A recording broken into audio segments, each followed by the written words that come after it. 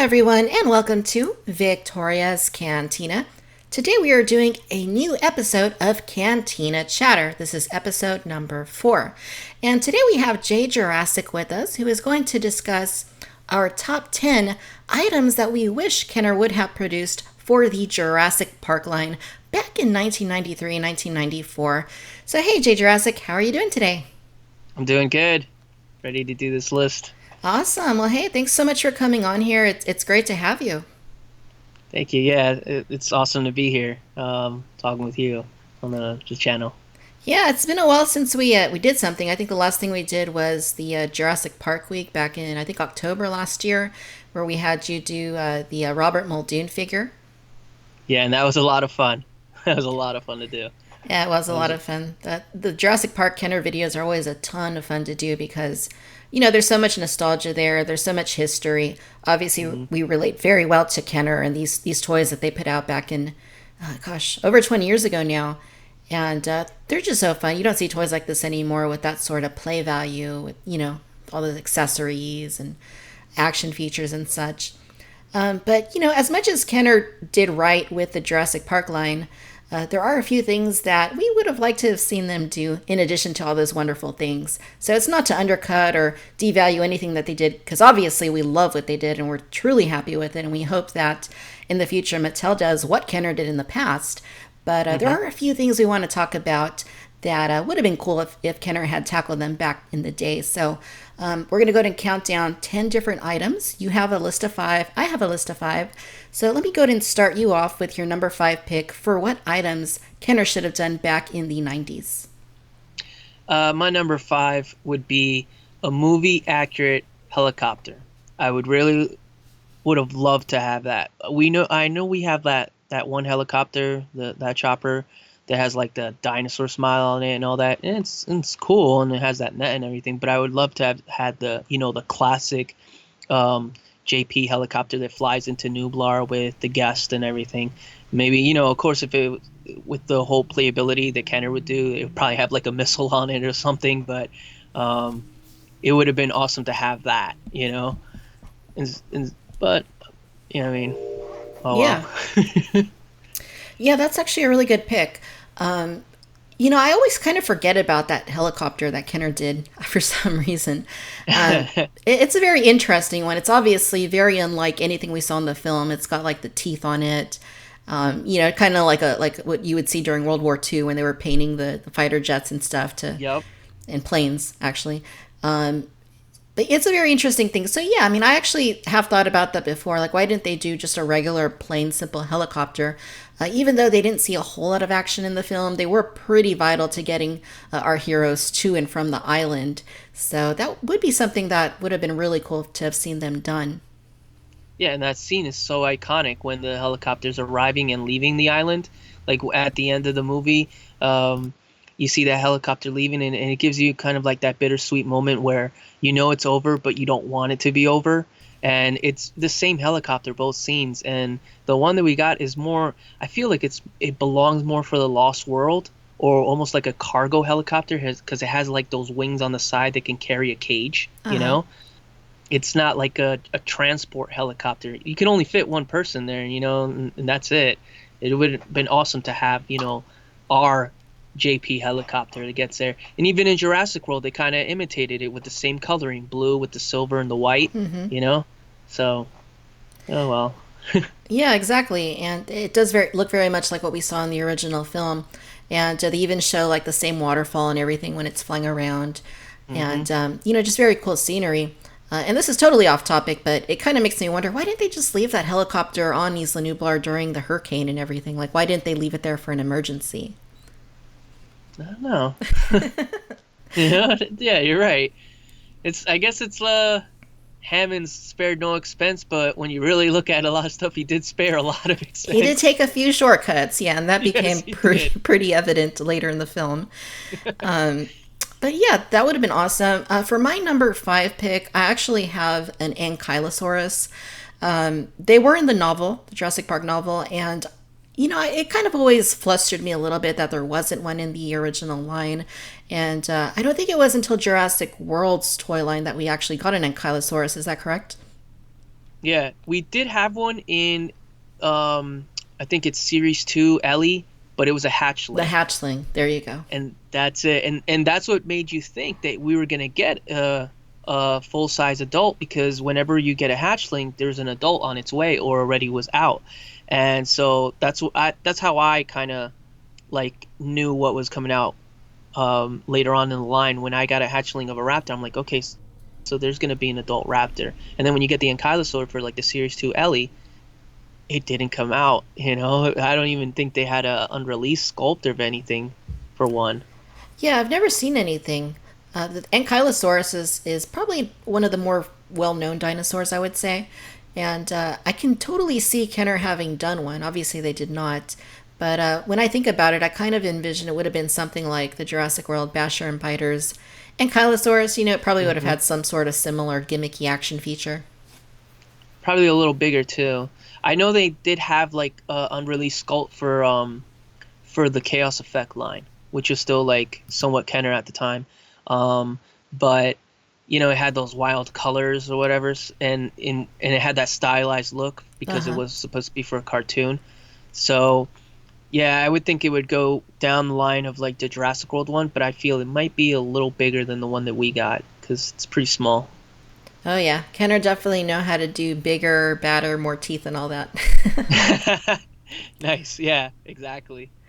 Okay, so for your number four pick for things that we would like Kenner to have done for Jurassic Park, what do you have on your list? Oh, this one is something I always wanted to have with the Kenner line. Um, there could be Kenner always made these like weird names for some of the characters that were in the movie, like Jaws Jackson, Doctor Snare, or Mm-hmm. T-Rex Turner.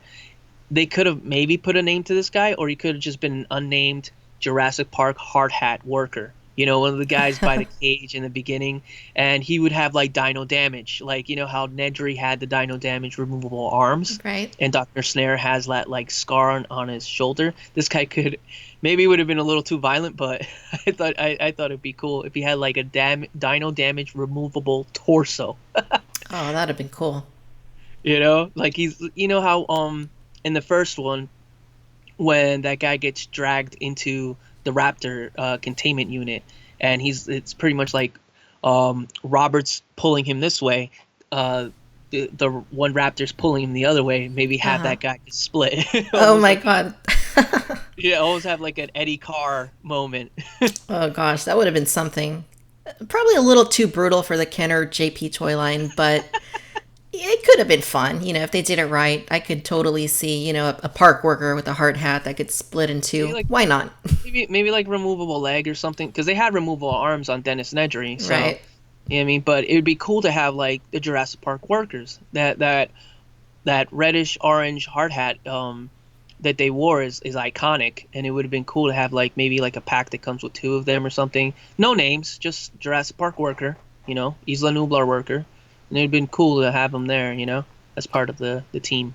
Yeah, totally. And then you could just buy several of them to flesh out your command compound. Or Exactly. what they do with Star Wars figures sometimes, and probably with other lines too, is they'll do the same figure, but then they'll paint the skin like different colors, or they'll give them different head sculpts just to kind of mix it up a little bit. They could have done something like that too, and it would have added a little bit more variety. Yeah, yeah, would have been cool to have. Okay, so for my number four, on my list, I have a Red Rex repaint.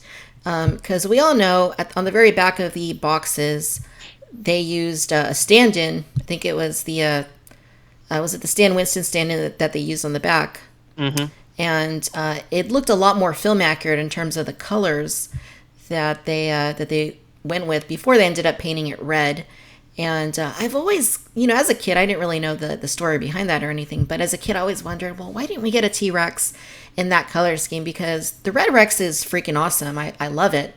Yeah. But if it was a little bit more movie accurate with a more of a brownish, grayish sort of paint scheme, I think I would like it even more. So that's one thing I would have liked to have seen. We know that they did repaint like the young T Rex several times over the course of, Yeah, a they did. decade or so. So I think if they would have done that for the Red Rex, that would have been so, so cool. Yeah, I always wondered that too. You saw so many repaints of like the Raptors and the young T-Rex and this and that, but it was like also with like the Triceratops, they never repainted that one either. And I would have loved to see a more movie accurate color scheme on the Red Rex. Um, I guess they just went more for like that novel look because the novel I think it was Mm-hmm. reddish, like a Right. molded red. So I don't know, but yeah, when I saw that figure on the back of the card, I was like thrown away. I was like, oh my God, we're getting that? That's awesome! And then I was still happy with the Red Rex, but I did have a little kind of, well, I wish you did kind of get that one. Yeah, and it's not to downplay the Red Rex's awesomeness at all because it is a Oh no, terrific not at all. toy. I still remember the very first time I saw it. I was at Walmart and I saw it on an end cap. There were a few of them, and I was like blown away. It was like the coolest dinosaur toy I had ever seen up to that point. Oh yeah, definitely. I can't remember exactly if I got it for a birthday gift or it was a Christmas gift. I think it might have been birthday. And just seeing it on the shelf and I was just blown away too. There was like a couple of them. It was at a Kmart that I saw it. And that's where we would go with my grandmother. And my grandmother was like, "Okay, we'll get it, but not today." And I was like, then which one?" She got me the young T-Rex, or I think it was maybe another one, Triceratops or something. And it didn't fill that void. I really wanted that one, and it just took some time, but I got it eventually, and I've been thrilled ever since with it. It's my favorite one of the entire line. It sits up there by my on my collection proudly, you know. Oh, absolutely. And I think those were my first two JP toys also was the young T-Rex and the Triceratops. And it was on Yeah. Christmas morning that I woke up and my grandmother had gotten me the Red Rex. And me and my brother actually both got it from her. So we were absolutely astonished and happy and super excited. And, we had a blast with it. And even to this day, it still sits very prominently on my shelf. And, lots of memories, lots of nostalgia with these toys. And obviously, that's Hmm. part of the reason that we love them so much.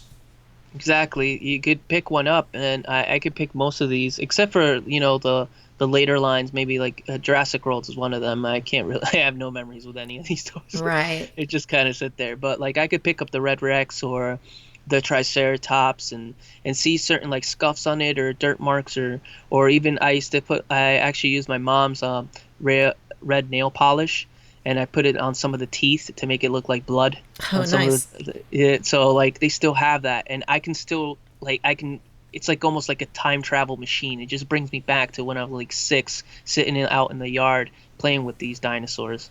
It's awesome to Oh, have yeah. that. Yeah, absolutely.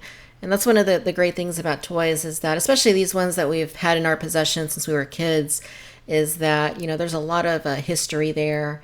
And when we see them and touch them and, talk about them, we kind of have these memories of, being a kid and, all that sentiment of, not having the responsibilities we have now as adults and such. So, very cool stuff. Yep, exactly. So, what do you have for your number three pick? Oh, this is a character I thought should have been given more justice in the Kenner line. Um, Ray Arnold with a Tanystropheus hatchling. Oh, It man. would have been awesome to have that. I mean, we got an adult Tanystropheus, but we don't have a hatchling. And Ray Arnold would have been cool to have. I don't know what kind of weaponry he would have, but what I mean, Kenner was always very extravagant with that. But that would have been a cool like asset to the team of figures. Yeah, that would have been really cool. I mean, who wouldn't want a Sam Jackson figure in the Jurassic Park toy line? That would have been awesome. Yeah, it would give you more times to say "hold on your butts," while you're playing. Right, and as you noted, you could have a play feature with it where you could pull his arms off. Oh, definitely, that would be one of them. Yes. Yeah, that'd be really cool. I mean, some of these human figures, you kind of wonder, like, why didn't they get figures? But yet they did, like you were saying, like T Rex Turner and so forth, which they did later. Why didn't they go back and do some of these other characters? It would have been really De- cool if they did.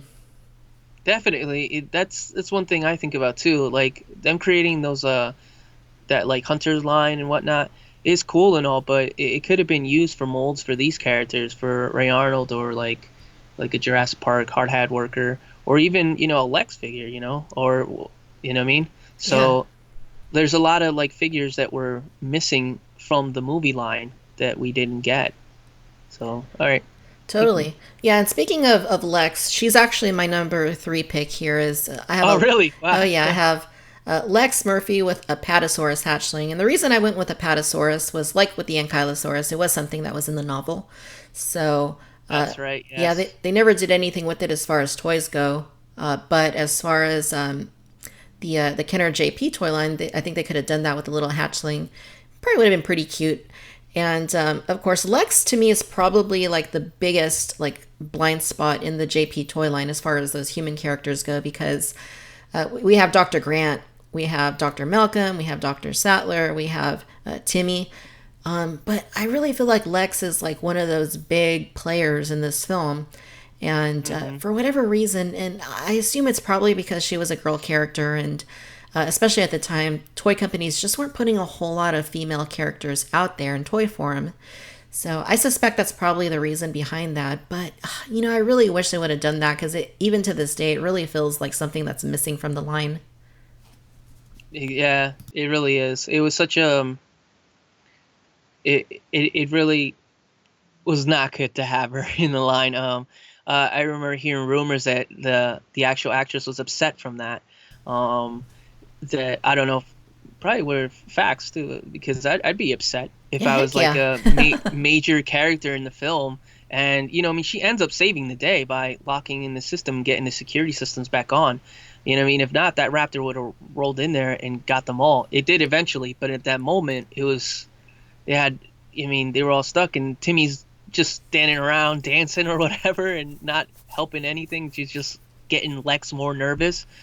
But she was a very important character to the story, and she had a really important little character arc. She started out as like being very soft spoken and not really like being a little bit whiny, and towards the end she just like got out of her shell and became the hero in a way.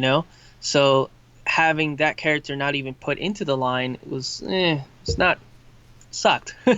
um but is Ellie's the only female character in the line, right? For the Jurassic Park line, yes. Oh wow, yeah. Now that I was just thinking about it, I'm like, yeah, that's the only one. Yeah, then we got Sarah in the Lost World, but Sarah's not Lex. So, No, no. And but she was rare too. she was rare too, yeah. But yeah, I totally agree with everything you're saying. When you think about it, Lex kind of is the hero of Jurassic Park because if she hadn't done what she did and got the system like back online and everything, then chances are the movie would have ended a lot differently. Yes, I think it would end it on pretty much the Raptor just looking at the screen, happy because I got a meal out of the characters. Oh yeah, for sure. Okay, so for your number two pick, what do you have? Now this one's a weird pick, but it's pretty much because the name is on one of the DNA embryos. I'm gonna butcher the name. It's always been Metricanthosaurus. Something like that. Yeah, with dino damage. We had an image of it for Jurassic World on the website, and I was a little excited thinking that it might be in the film because it's been named since the first movie when Dennis is there picking off the embryos and you see it there, and it's like a really tough name. And Hmm. it's funny, there's like a little like a blooper on that where they got that name right, but they got the Stegosaurus name wrong on the Right. embryos. And that's a dinosaur that's been like eluding us for a while, that we see him in the novels, we see him in the movie like the name, and he's mentioned again in Jurassic World, yet there's no toy and no image of him whatsoever in the movie series. It's like I think he needs to get his dues paid. Yeah, that's a really good point. Because, like you say, this dinosaur does feature quite prominently. When they show those embryos, you see the name very clearly. And yeah, it is really an interesting thing because even in Jurassic World, like you mentioned on the website, there was an image of him, plus a bunch of other dinosaurs that just didn't end up in the film for whatever reason. So hopefully, when Jurassic World 2 comes around, we finally get to see this guy on screen. It would be good because he's almost he's a bit he's kind of a little under a mid-sized predator, which I think is what we need in the series. Because nothing against the large predators, I love them, and nothing against the smaller predators like Velociraptor and whatnot. But we do need like a mid-sized predator that I think would be uh, a new scare factor to the movie line. You know what I mean? We're still, the fans are still asking for Carnotaurus. He should have been there a long time ago, but he's still not shown up. And this dinosaur in particular could fit that spot. He's a good predator for that size. Yeah, absolutely. I think if they would have, if Mattel goes back to the Kenner size scale, and if they did maybe like this guy in like, and I'm saying this guy because it is a very hard name to pronounce. I don't totally It know. is. It is. But if they did it like the size of the young T Rex, or like you said, the Carnotaurus, I think that would be a perfect size. Definitely. Definitely. Where we have the Carnotaurs in the toy line, and this guy's just he's forgotten. Keeps getting shafted, poor guy. Yeah, poor dinosaur. So for my number two on the list, I have the Brachiosaurus. Oh, Because, as you know, the Brachiosaurus was a huge part of the film. The Brachiosaurus features very prominently in that scene, of course, very famous, one of the best scenes in the film, where Dr. Grant and everybody, they come up in their Jeep Wranglers and all of a sudden the Brachiosaurus appears. I mean, that's a very powerful moment in the film. mm-hmm. And I've always kind of felt that it's been a hole in the Jurassic Park line that there isn't a proper Brachiosaurus toy. We did get the hatchling with Tim Murphy, Yeah, but we didn't get to experience an actual like adult Brachiosaurus, which it probably would have been bigger than the Red Rex, I'd assume. It definitely. would have had a long neck, a long tail. Maybe it probably would have had the real feel dinosaur skin, and maybe it could have had like a posable neck or something like that, posable tail. And just been a really cool dinosaur. Maybe an electronic sound, or it makes that very famous wailing sound that these creatures make in the films. But that's something I certainly would have liked to have seen Kenner have done at the time. Would have been a Brachiosaurus toy. Definitely. It's one of those toys that I, as a kid, wonder why there wasn't one. Um, I remember seeing that Horizon had made a one for like a kit to build one up, and it's pretty big, the Horizon kit one, and I'm like, if they could have done that, then why didn't we get a toy of this? Because it's an impressive animal. It has one of the best ooh ah scenes in the whole series. Um, it's it it's I don't know why it's missing. We have two hatchlings of it, like you said. We have one with Timmy, and then we have one also at Harpoon Harrison, a repaint, and we did get one for JP3, but that's when Hasbro started messing up the scales Yeah. of like where like this Brachiosaurus is supposedly an adult, but he's the same size as as Alan Grant. Like, I don't know how that works, but I don't know. I feel that that is one that really should have been in line, and it's not. Yeah, totally. And I mean, even as a kid, like you, I thought about that. Like, why isn't there a Brachiosaurus in here? Which, I guess ultimately, in the grand scheme of things, we got T Rex, we got Triceratops, Hmm. we got Raptors, Dilophosaurus. I mean, that was great and all, but you still kind of feel like, well, where's that Brachiosaurus? That giant, lumbering, majestic creature that we saw in the film, a couple of times. It's just not in the line. And yeah, if we had a time machine, we could go back. I'd say, hey, Kenner, do one of these, please. Yeah, exactly. And I hope Mattel does something. Maybe even, how they're doing like their like with the Marvel and the Batman figures, they have like build a figure. Maybe they can do Hmm. that with like since with like you buy the entire line and you build a huge sauropod. You know what I mean? That'd be great. Oh yeah, that'd be an interesting concept. Like if you bought a certain amount of toys or figures or something, each one would come with a build-a-figure part, and you could build a dinosaur. Yeah, that'd be pretty cool. Yeah, you build a Brachiosaurus or an Apatosaur. I much rather have a Brachiosaurus. It's more I don't know, just that scene really takes you back. And I'm not saying I didn't love the Apatosaurs in Jurassic World, but a Brachiosaurus is my number one, like sauropod. Yeah, definitely. And I think when you think Jurassic Park and sauropods, your mind probably goes to the Brachiosaurus first. Yeah, there's so many like it's not you know what I mean, they have that one scene, then they have that beautiful scene of them like eating like surfacing over the tops of the trees, and then that one that sneezes on legs.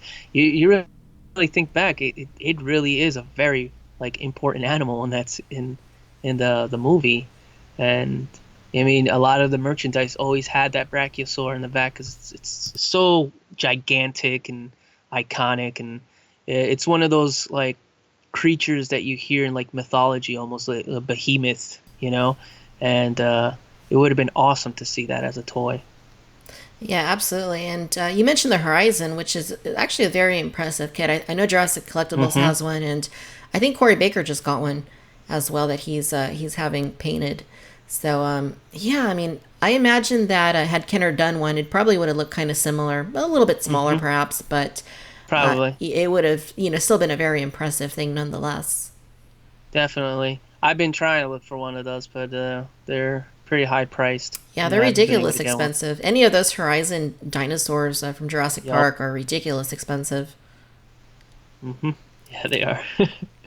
Okay, so now we're down to the number one spot as far as what we'd like to have seen from Kenner back in the Jurassic Park days. So, what do you have for number one? Now, this character I think is essential for all the films, basically.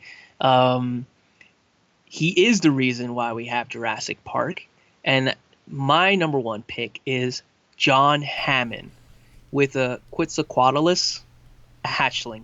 Oh, yeah. I feel that that is one character they really missed out on. Like I don't know why we don't have a John Hammond character. We got a Skinner character. If you want to go with like kind of like the old man that no one would want like an old man figure.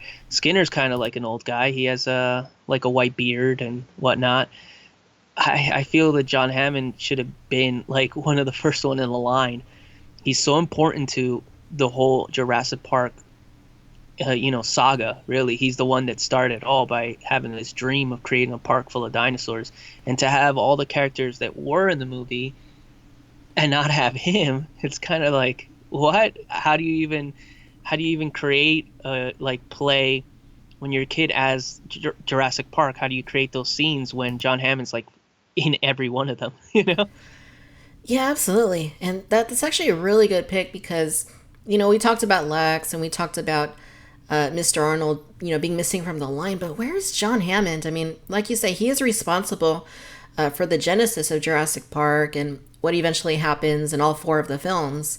So he's hugely missed in the JP toy line, and I too wonder why they didn't include him at least because I mean, they could have done it. I mean, it wouldn't have been. Yeah, he's an older guy. Maybe that factored into their decision making I or think that whatnot. is.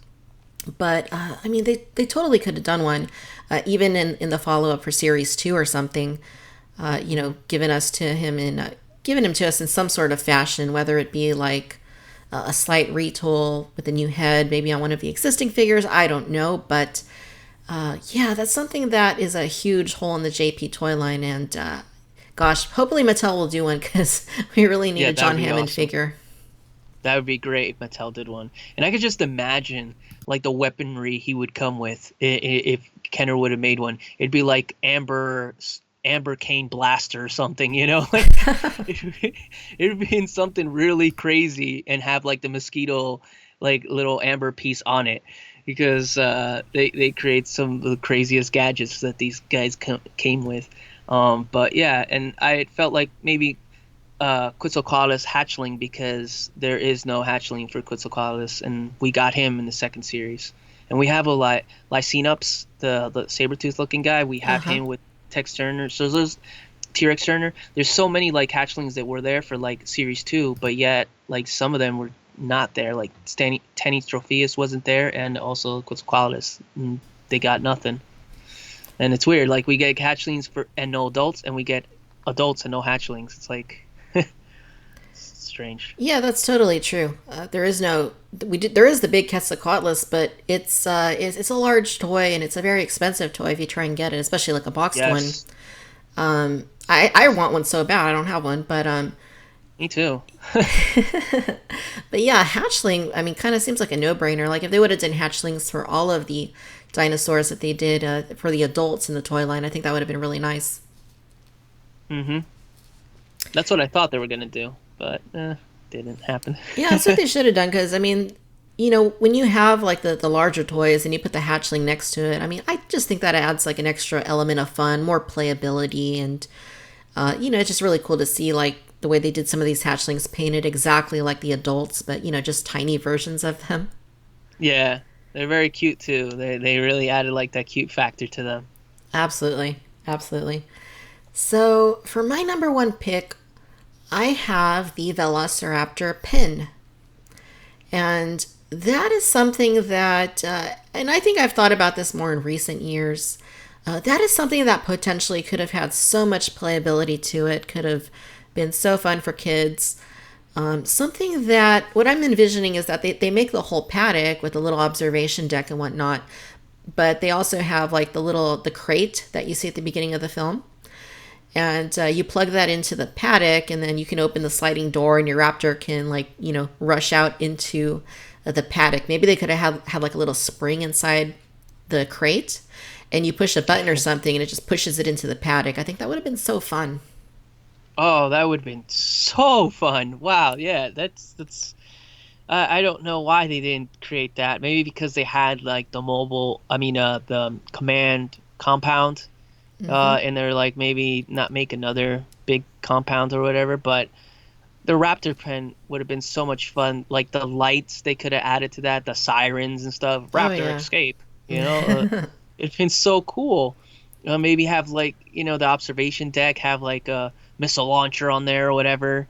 Like so many ideas could have been thrown into that, and yeah, it's another one they missed out on. Yeah, totally. And they also could have had maybe some lights like around the fences just to kind of simulate like that sort of electric fence sort of look.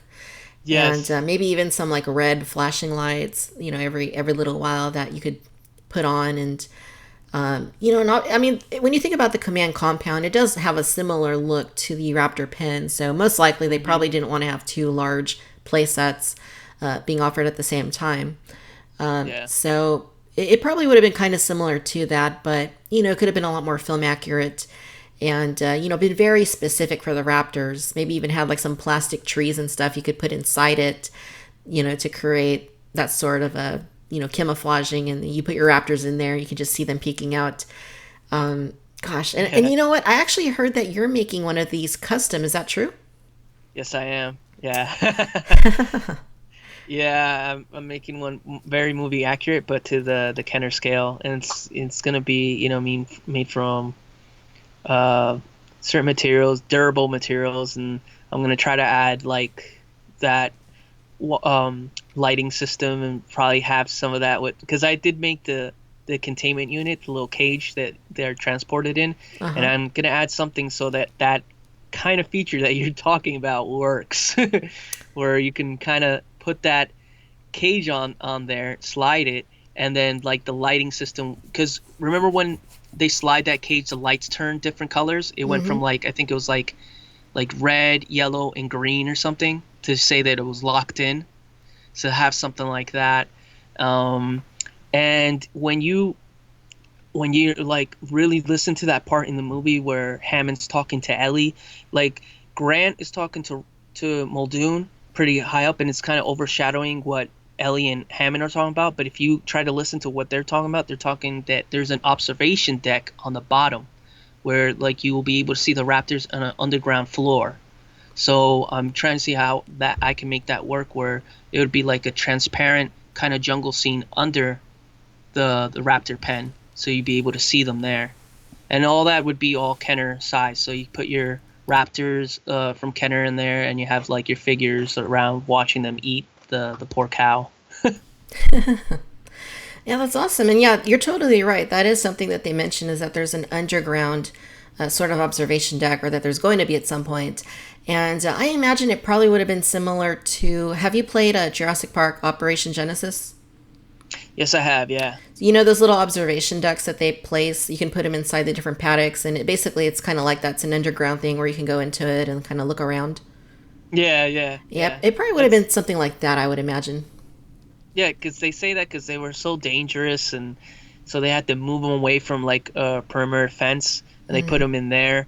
And then I mean, for the people to actually be able to see them, you're not going to stand over that fence, which is one, it's dangerous, and two, there's so much foliage you won't be able to see them. Probably by like really strong glass, you can see them like you see predators today when you go to the zoo. You see like lions and tigers, and there's videos where these lions like rush against the glass trying to get somebody. And you probably could see that with a like a raptor. How scary of a like thought that would be. It'd be really cool, but at the same time very scary when you see this like 6 foot predator just rushing to the glass ready to strike you.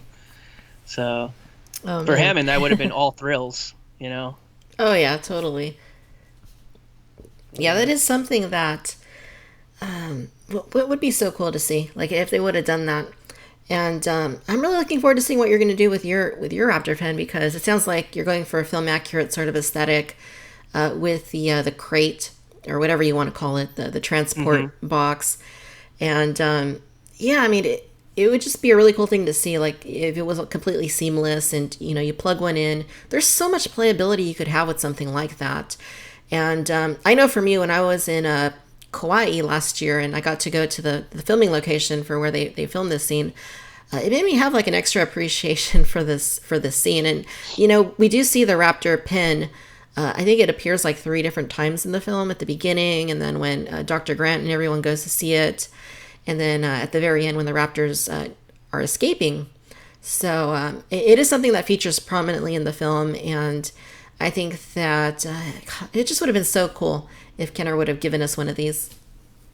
Definitely. It's there's a lot of like little sets and pieces that were very important in the film that we get in other toy lines, but we didn't get in like a Jurassic Park toy line. And I feel like it's when you put all your Jurassic Park toy line together, you feel those missing pieces like, oh, why didn't we get this or that?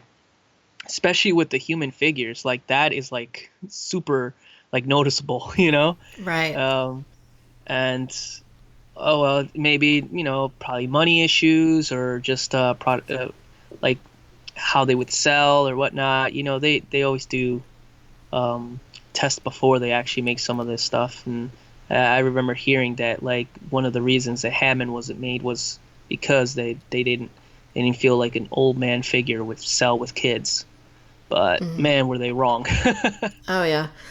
Yeah, and companies do have, all these stats and stuff that they look at when they're building a toy line. They'll always look at past trends from other lines that they've done and see how those performed, and then they'll use that information to gauge, what kind of products they're going to design for a new toy line, and how many they're going to make, how they're going to market it, and so forth.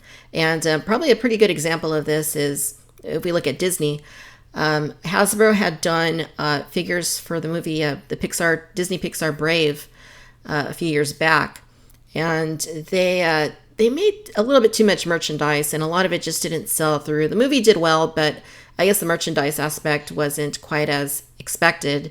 So stuff just kind of sat around for a long time, and they overproduced essentially. So when they went to do Frozen toys, they actually way underproduced the toys because they looked at everything that had happened with Brave, and they used that information to do the Frozen toy line. And of course, that movie was insanely huge, insanely popular, and the toys were just nowhere to be found because they produced them in such limited quantities.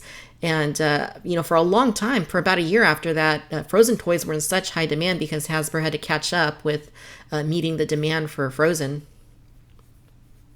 Yeah, and that happened a little bit with the Jurassic World toys too in the beginning.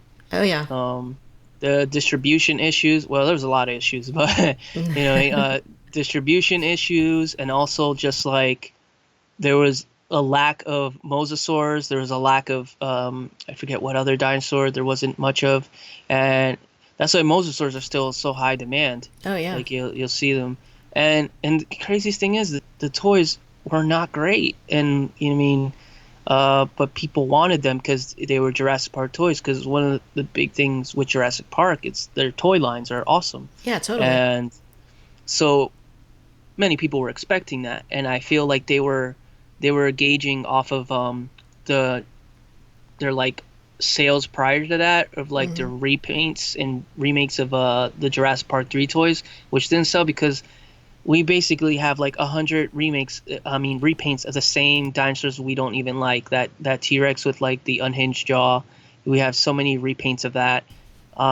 People got tired of buying those, so I guess they were gauging off of that, and they didn't produce enough toys for Jurassic World because they thought, well, we didn't sell too many of those, so we probably won't sell too many of these. Well, boy, were they wrong. And I mean, they should have put more attention to detail on these toys.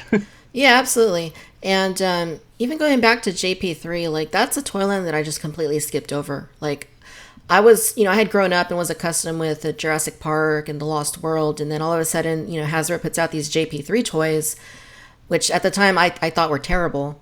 And little did I know that, over a decade later, we'd have even worse toys from Jurassic World, but that's what happened.